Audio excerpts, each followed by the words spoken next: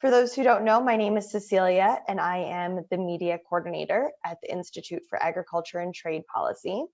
And with me today, I have Sharon Treat, IATP's senior attorney, to share some insight on a potential United States-European Union trade negotiation that seems to be moving forward despite the global public health crisis that we are currently in. So Sharon, I'd like to turn it over to you for a minute to give a brief introduction and share a little bit about what you've been working on recently. Sure. As Cecilia said, I'm an attorney and I've been working at ITP for quite several years now, 3 years on staff. And before that, I consulted with IATP for a while. I served in the Maine legislature, so that's kind of how I got into trade policy. And that's some of my background. I've been working on a lot of the different trade negotiations that are going on. The just completed one with the USMCA or new NAFTA, and now this deal with the European Union, also potentially a deal with the United Kingdom. And there's other negotiations going on as well that I have a hand in terms of Kenya. And it's amazing. Like, there's a lot happening right now, despite this pandemic, and actually the urgings of a lot of people to maybe pay attention to the pandemic and not to trade negotiations at this point. So like you mentioned, there's a lot going on in the world, but there seems to be quite a few trade deals moving forward. So today, would you share with us a little bit more about the particular deal between the United States and the European Union? Sure. We don't know very much about it because the negotiations have been going on really in pretty much complete secrecy. It's something that grew out of potentially the much larger deal that had been being negotiated with the European Union between the United States, called the Trans-Pacific Partnership, Transatlantic Partnership. And that deal was extremely controversial and was really headed down the tubes when President Trump got elected, and he withdrew from participating in those negotiations, and then subsequently started up this sort of much narrower discussion about a trade deal with the European Union once again. Okay, I see. So these aren't new negotiations that just have started to spring up during this time of COVID. It kind of has a long history coming out of TTIP. Yeah, there is a long history, and because of that, we know an awful lot in the earlier negotiations about what the potential concerns might be with this deal. What's happening right now is it's very hard to know exactly. There's been no sort of public record about what they're talking about specifically. The United States has not gone to the US Congress to say we're about to do this deal and we want to do a broad trade agreement. They've really focused on something very narrow that they think that they can put into place without consulting with Congress and without getting a vote from Congress. So that kind of raises the concerns right there when you have such a lack of oversight and a lack of information about what's going on. Yeah, definitely. So has there been any major pushback against these negotiations then, if there's not been much transparency about them?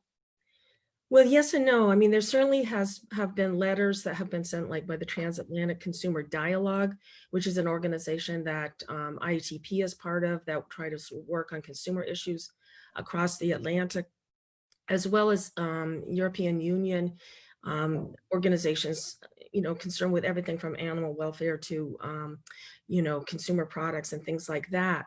And particularly during the pandemic, there have been letters written to say, like, hold off on this.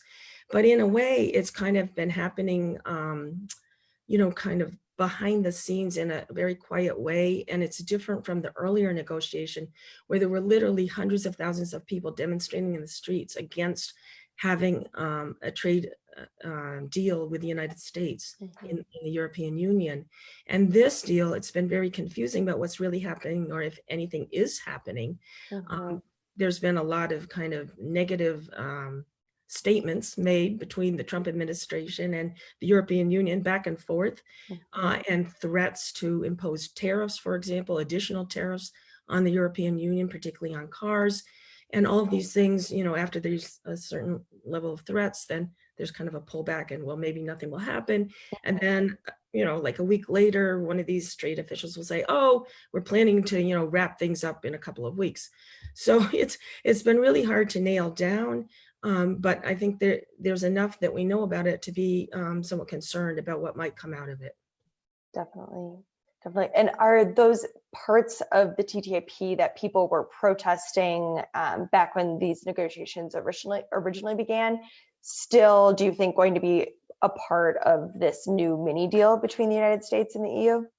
Well, it's hard to know. One of the main things that the public really was opposed to in the European Union was the import of U.S. agricultural products that did not meet European Union standards.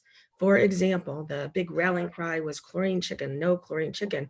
Now, people in the U.S. may not realize we're eating, quote, chlorine chicken, but we are if we're buying chicken in the supermarket and it's, basically treated after it's been through these rather dirty meat packing plants right now where everybody's getting COVID, and then dunked into, an acid wash, either chlorine or some other kind of wash. Well, the reason the Europeans were so opposed to this is that they have a requirement that food be safe all the way through the chain, from the farm all the way to the plate. And just sort of dousing it in chemicals at the end is not adequate. And they have rules that say, no, we don't allow that sort of thing. So there's a lot of things like that chicken that currently are not allowed in the European Union. Okay. And the big concern around the original TTIP was that these things would be allowed. And the concern now with this, quote, mini deal is that, in fact, that is what the United States is trying to get. And the European Union has said, well, we're not really interested in that. We won't change our standards. But at the same time, the US has been very clear that that is exactly what they want. They want to be able to import things that are currently banned in the European Union.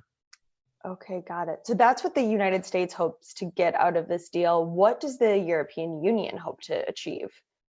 Yeah, that's really unclear. I think primarily it seems that they want to make sure that the Trump administration doesn't impose really significant tariffs on European cars. And therefore making those cars really expensive, even more expensive than they already are. German cars are not known for being inexpensive.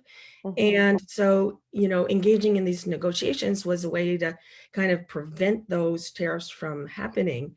And these are tariffs that would affect, in particular, manufacturing in Germany. And Germany is a really big player in the European Union, both because its economy is so big and politically it plays a major role, including right now where the European Commission president is the former German Secretary of Defense, basically. So that's kind of where they're going. And some people have said, oh, well, they're really just engaging in these negotiations to kind of buy time and hope that President Trump is out of office in the future. But other people, and especially because of comments being made by the trade negotiators in the European Union, think that indeed it will move towards some kind of a deal, and that deal could result in lowering some of the standards that are applicable, or at least not lowering the standards, allowing things to happen that otherwise would not be allowed to happen. For example, around genetically modified foods is one area of concern, pesticides and things like that. Okay.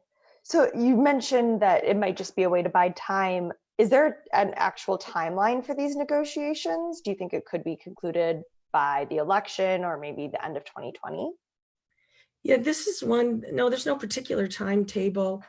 I think my view is it's been kind of a political negotiation from the beginning. And so any timetable that we have is probably based on politics. And so, there could be a real interest on the part of the Trump administration to be able to wave this deal around right before the election and say, we've got another great, humongous, spectacular new deal, which is how all his trade deals are described. On the part of the European Union, if they manage to stave off any kinds of tariffs, then that might be something that they would like. The fact is it could be done before the election. That is a possibility because, as I mentioned earlier, this is something that the Trump administration does not plan to take to Congress. If it was to go to Congress, there would be a whole series of consultations and a timetable, which would stretch out the consideration of this deal and the vote on it for quite a long time. Whereas by jumping over Congress, basically, and doing the so-called mini deal, the Trump administration might plan to just put it into effect right away. Okay. So I'm going to just remind everyone that's following along with us, or people that might have just joined, that today with Sharon Treat, we are discussing a potential mini deal between the United States and the European Union. And if you have any questions about this trade deal that our conversation to this point has raised, please feel free to put those questions in the comment section on this post on Facebook. And at the end of our conversation, we will address some of your questions. So even though we keep referring to this as a mini deal, Sharon, which makes it seem quite innocuous, are there some major potential consequences or dangers of this deal? I know we've already addressed a couple, but are there any other potential consequences of the deal? Yeah, I think there are. I mean, from the European Union part, they're concerned that even if they don't change standards and say now we're allowing, let's say, a chemical that's banned in the European Union to be used here in the European Union. And by the way, they have banned over 70 pesticides that are allowed in the US, just to give you a flavor of the difference of the approaches, which are far more protective in the European Union. But what could happen, or for example, genetically modified organisms, the US government has just come out with, a new regulation that basically deregulates that completely. Well, what could happen in the European Union is they could speed up their approach. They could change their definition, as the US has done, about what qualifies to be regulated. And that could be done in part through this trade deal. One of the big concerns about this is that even if it looks small when it's initially done, if part of it is something called regulatory cooperation, that is a way for the trade negotiators and regulators in one country to get together with those in another country and kind of work out, going into the future, how to make our regulations the same, or at least, equivalent in some way. And that is a process that I think poses great dangers because, again, it's done in a very non-transparent manner. People don't know that it's happening. And it's really corporations that have an undue influence over those people making these decisions. And it kind of takes it out of the process that we have now that, although certainly imperfect, provides for a lot more kind of democratic oversight over what's happening. Okay, got it. So in addition to creating these issues of regulatory cooperation that you've talked about, I think back in February, you wrote an article on our website titled, "There's Nothing Mini About the United States Plans to Unravel Europe's Precautionary Principle." So it sounds like it could cause issues of regulatory cooperation, but also could unravel a principle that's been quite, I think, formative in a lot of EU policies, which is the precautionary principle. Yeah, the precautionary principle is very important in the European Union, and it underlies all of their decision making pretty much around regulatory issues and standards, how protective to be, and whether it's pesticide regulation, food regulation, things like that. And it's actually part of their formative documents, their formative treaties that created the European Union. So it's built into everything they do. Now, the United States says, well, this has resulted in banning 72 pesticides that we allow, we think are perfectly safe. The big problem here is that you're not allowing our US goods to come across over to the European Union. And the reason why is the precautionary principle. Well, of course, just to explain what that is, it's about saying, we don't have all the information right now about how all these chemicals affect our bodies and create illnesses, affect the environment. But when it looks like it could, and there's a very good likelihood that these things cause harm, we're going to be precautionary and say, you need to show that it's safe before it comes on the market. The US goes in a very different direction. It allows virtually everything on the market first, And then after problems arise, like people get cancer, let's say, Mhm, mhm, um, then, you have to go to the government and say, we have all this evidence that people are dying from this, you should take it off the market. mhm, And it's very hard to get things off the market once they've been on. A whole lot of things were grandfathered by the government going back many, many decades. Chemicals, pesticides, food additives that are in your food that are not allowed in the European Union. So the US negotiators and other people in the US Department of Agriculture have been just very vocal about how what they want to do is get rid of the precautionary principle. And so a lot of people see this effort to create a mini deal, which might change some of the ways that GMOs are looked at, for example, or pesticide residue, as a way to start to chip away at the precautionary principle, which is a very, a big goal of the United States. And of course, of many, many, transnational corporations that sell their products in, and, pesticides and everything else mhm. in the European Union as well as in the United States. So there's a strong, private agenda there Yeah. that the US is really expressing as part of this. And unfortunately, in the past, the European Union has been like very clear, we will never do anything about this precautionary principle. It's in there Mhm, for good. We won't even discuss it. But unfortunately, the new top trade chief in the EU, who mhm. used to be the agriculture administrator and maybe, Interesting. or minister, maybe that makes is why he's much more sort of pro big ag, industrial Mhm, agriculture. mhm. But he's been talking in a way that make you think, well, maybe they are open to these changes. I got it. Okay. So I think you mentioned that USDA biotech rule that came out last week that exempts genetically engineered and gene edited food from oversight. And a lot of people here in the United States had criticized that. So that kind of falls into what you were just discussing, right? With that new rule. And if this trade deal were to pass, then those exempt foods foods exempt from oversight in the United States could then be exempt in the EU too. Yeah, I mean, that's a potential. And there was a European court decision that said that gene edited foods needed to be, regulated in the same way as GMOs. But that's something that could be changed. And they could still say, well, this really doesn't change the precautionary principle. So that's an area where there's been a lot of pushback. The US government has said, yes, you should do what we do. Mm-hmm. Don't regulate these things. There's no problem. They're just fine.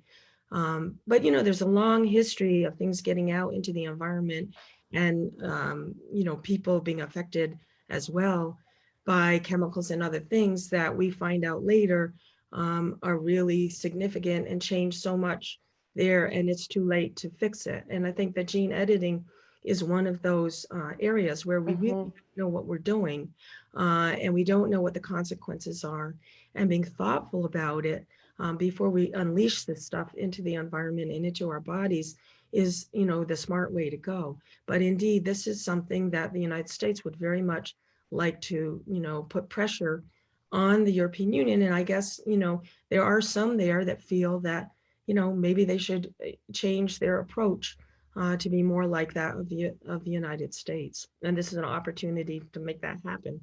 Yeah, yeah. So it sounds like all in all, the mini deal could be quite problematic based on everything that you've touched on. Would there be any benefits of this mini deal between the US and the EU? Well, I don't really think it's needed. Quite honestly, I Okay. don't understand what's intended to be achieved, except for so far some, fairly bad policies. Mm-hmm. Lately they've been talking about, well, we could put into this mini deal provisions about cooperating on medical devices and medical products Mm-hmm. to address the pandemic. Yeah. And, well, okay, that would be great. You don't have to do that though in this trade deal. And a fear I would have is Yes. that, this sort of COVID language is being used to cover up something else that's in the deal that really isn't so good. The fact is that the US government has, it's trying to take away all of its funding from the World Health Organization right now. And the European Union put out a call for funding to come up with medicines and vaccines to address the pandemic, and the US refused to participate in that, even though countries all over the world did. So the US isn't really demonstrating that it's particularly interested in working collaboratively with other countries around the world. In fact, there were reports that the US was trying to negotiate with some of these drug companies to have an exclusive access to some vaccines so that no other countries could have it. So this is the kind of behavior that is, it's really not a very positive behavior. It's hard for me to think that the European Union would find it to be positive, but you never know. And again, my concern is it's talk of this stuff is really more about a cover for what the real agenda is, and that agenda is not a very positive one. So, and just to be clear, you really don't need a trade agreement in order to have international cooperation, collaboration, just like the Europeans did when they put out this, call for funding. That didn't require a trade agreement where countries are, taking tariffs on and off or changing their domestic regulations. It's about working together to help the world, and that is something that certainly can be done outside of the scope of a trade agreement. Yeah. So would that be your solution or your alternative that you would propose then? It would be just working collaboratively without having to have a trade agreement as the basis for that. Sure. I mean, I think so. There may be areas where there could be changes in the tariffs and reduce them, which isn't an approach the Trump administration is going for. But that could be something that could, in targeted areas, be useful.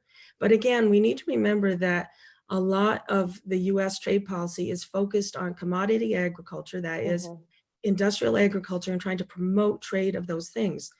The artisanal cheeses that are in France or that are in actually the state of Maine, where we have a lot of artisanal cheeses and creameries and those kinds of really high quality things. Those smaller producers are not really part of this big trading world out there. They're not the ones that are really benefiting from these kinds of mega trade deals or even mini trade deals. So I think that it makes a lot more sense to look at how do we facilitate that kind of trade that sustains and supports a more organic and sustainable agriculture and smaller farmers, rather than the kinds of deals that are really about pushing GMO crops, pushing, industrialized agriculture, pushing, beef grown with hormones or pork that's been treated with, chemicals that promote growth, but that are actually not safe and healthy to have. And that's the sort of the backstory here. And I think that you could envision a world where there's a different kind of trade policy out there. But what is moving forward right now, whether it's a mini deal or any other kind of deal with the European Union, does not appear to be that kind of, negotiation. I see. Okay. Well, I'm going to once again invite our audience to submit any questions that they might have for Sharon. And while people are doing so, Sharon, is there anything else you want to touch on that I might have neglected to ask you during this conversation? Oh, I don't know. I'm sure there's plenty. Well, one way that people could learn more if they're interested is through a webinar series that begins tomorrow that you'll be participating in.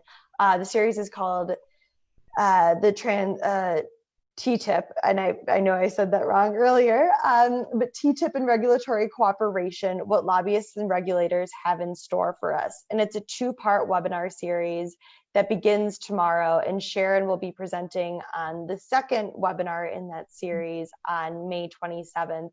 And I will link to the event details in the comment section of this video. Sharon, do you want to tell us a little bit about what you'll be discussing in that webinar series?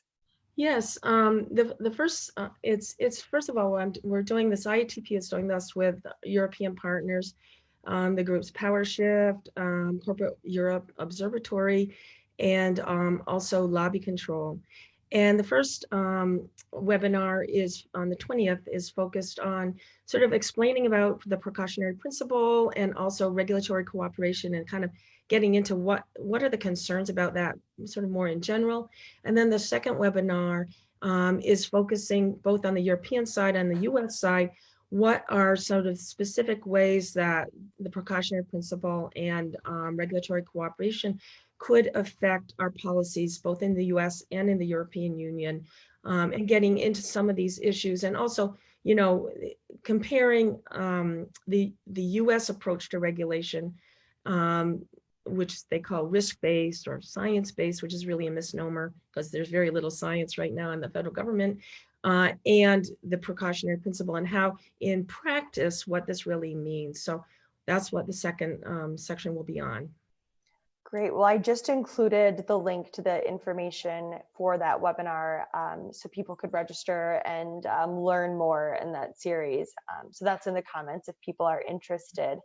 And it doesn't look like we have any questions at this point, but I want to invite everyone to stay tuned for news about future webinars. As we alluded to at the beginning of this conversation, this is not the only trade deal that seems to be in the works right now.